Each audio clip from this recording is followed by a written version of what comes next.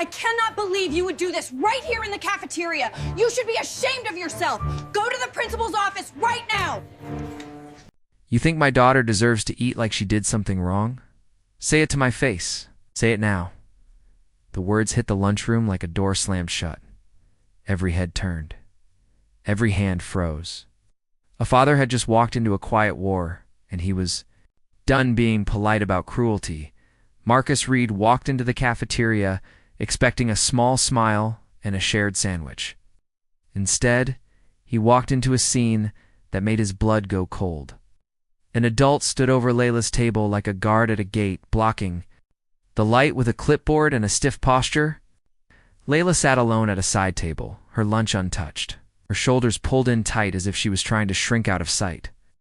The room was full, yet she was stranded on an island. Layla looked up and saw her father.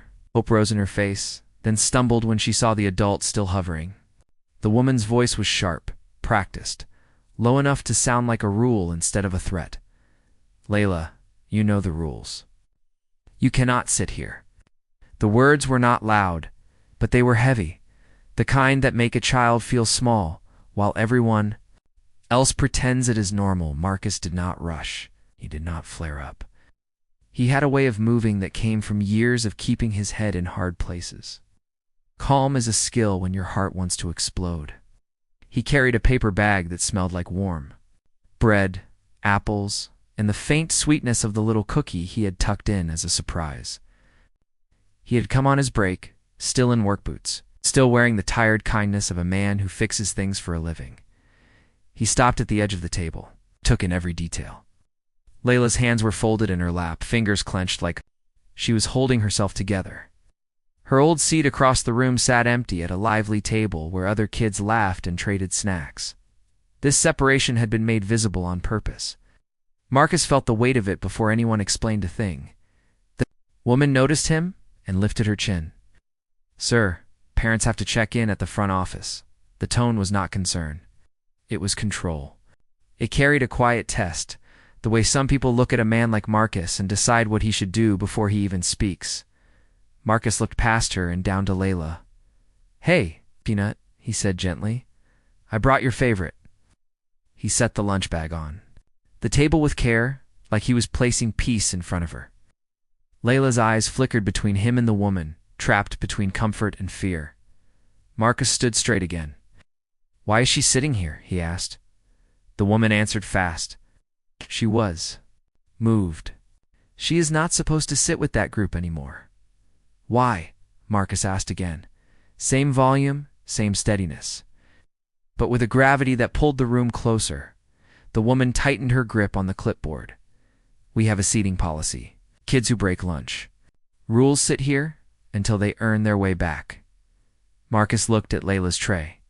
Clean, neat, no mess. No note. Nothing that matched the punishment. He knew his daughter. She apologized for bumping into chairs. She reminded other kids to say please. The idea of her needing a punishment table felt wrong in his bones. Sometimes a rule is a cover, Marcus thought, and the thought tasted bitter. He had met that kind of cover before. He had heard words like policy and consistency used to explain why some people were watched harder, blamed quicker, and forgiven slower. His mind moved back through time, not because he wanted to escape, but because memory is where he stored strength. He had been a medic overseas. He remembered the grit in the air, the way dust clung to sweat, the way fear could make even strong hands shake. He remembered the smell of metal and burned rubber on convoy days.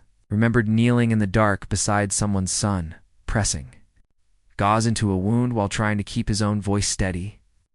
He remembered the quiet promise he had made to men who never came home. "We don't quit on each other. Not here.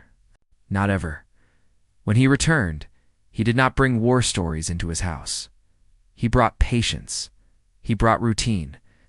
He took a job fixing buses and learned to love a life where the worst sound was a stubborn engine. He learned to live for Layla's laugh, her Saturday pancakes, the way she ran to him at pickup, as if he was the safest place in the world. He had carried too many people through pain to ever let his own child be left alone inside it. He came back to the present and looked around. Adults were watching. Teacher stood still with a half smile that did not reach her eyes. A cafeteria worker wiped the same spot twice, pretending not to see. Kids glanced over, uncertain. The silence was thick, the kind that lets harm happen. Neatly, Marcus felt anger rise, but he held it like a closed fist in his pocket. He understood something important. If he exploded, they would call him the problem. If he stayed steady, the truth would have nowhere to hide. "May I sit with my daughter?" he asked. "Not at this table," the woman said. "This is the reflection table." Marcus nodded slowly. "And I will sit here anyway." He pulled out a chair and sat down. Beside Layla, no drama, no threat. Just a father refusing to move away from his child. The woman stiffened. "Sir, if you do not move, I will call the principal." "Go ahead," Marcus said softly. "I am not here to argue. I am here to eat lunch with my child." Layla's voice trembled.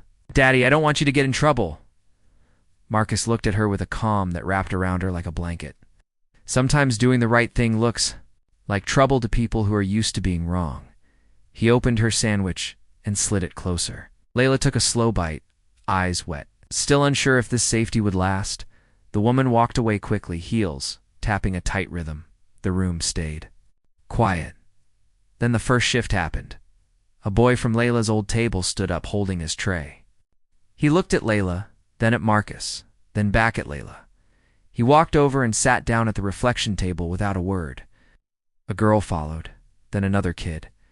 One by one, chairs scraped softly, and the once lonely table filled with children who decided kindness mattered more than whatever this punishment was supposed to prove.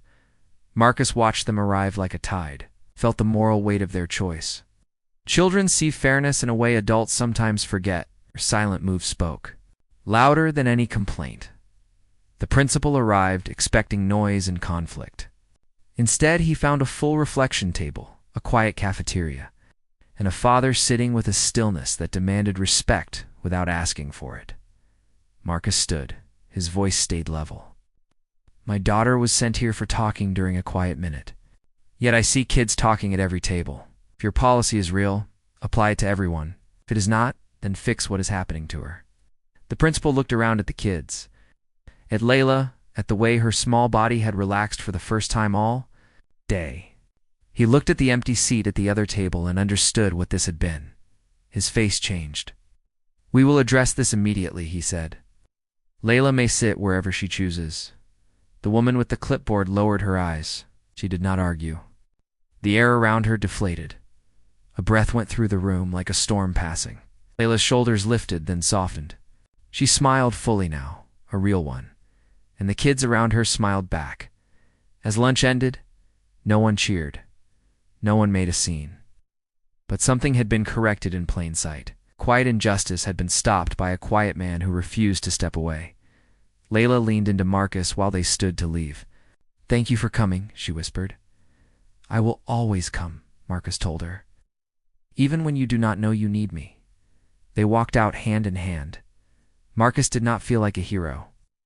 He felt like a father who did what fathers are meant to do. Stand where your child stands. Especially when the world tries to make her stand alone.